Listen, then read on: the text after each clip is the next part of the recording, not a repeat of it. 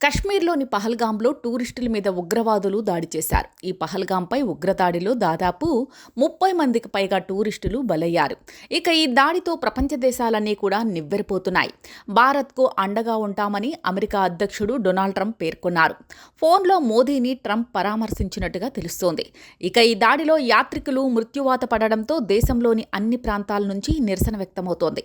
ఇలాంటి దాడుల్ని అడ్డుకోవాలని, వెంటనే ఖండించాలని అంతా ముక్తకంఠంతో నినాదిస్తున్నారు. ఈ పహల్గాం ఉగ్రదాడిని వ్యతిరేకిస్తూ సోషల్ మీడియాలో పోస్టులు పెడుతున్నారు. ఇక ఈ దాడిలో ఇప్పటికే 30 మందికి పైగా మృత్యువాత పడ్డట్టుగా తెలుస్తోంది. ఈ దాడి మీద సినీ సెలబ్రిటీలు స్పందిస్తున్నారు. మాలీవుడ్ నుంచి మోహన్ లాల్ స్పందిస్తూ, పహల్గాం ఉగ్రవాద దాడి బాధితుల్ని చూస్తుంటే నాకెంతో బాధేస్తుంది. ఇంత క్రూరత్వాన్ని చూడటం చాలా బాధాకరం. అమాయకుల ప్రాణాలను బలి తీసుకోవడం సమర్థించదగిన పని కాదు. మీ దుఃఖం మాటల్లో చెప్పలేనిది. మీరంతా ఒంటరివారు కాదని తెలుసుకోండి. ఈ శోకంలో మీకో మొత్తం దేశం నిలుస్తోంది.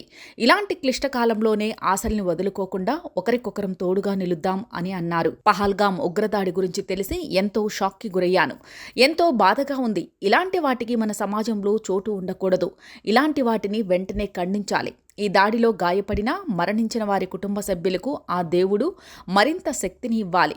వారికి నా ప్రగాఢ సంతాపాన్ని ప్రకటిస్తున్నాను అని రామ్ చరణ్ ట్వీట్ వేశాడు. పహల్గాం దాడి గురించి తెలిసి ఎంతో షాక్ అయ్యాను. ఎంతో బాధగా ఉంది. అందులో మరణించిన, గాయపడిన వారందరికీ న్యాయం జరగాలి. వారి కుటుంబానికి దేవుడు శక్తిని ఇవ్వాలి. వారి కుటుంబ సభ్యులకు ప్రగాఢ సంతాపాన్ని తెలుపుతున్నాను అని ఎన్టీఆర్ ట్వీట్ వేశారు.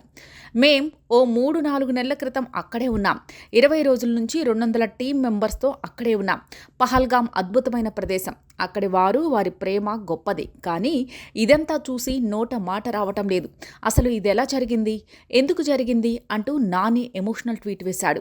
పహల్గాం బాధితుల కోసం దేశం మొత్తం నిలబడుతోంది. వారికి అండగా మేము ఉన్నామని అంతా కదులుతున్నారు.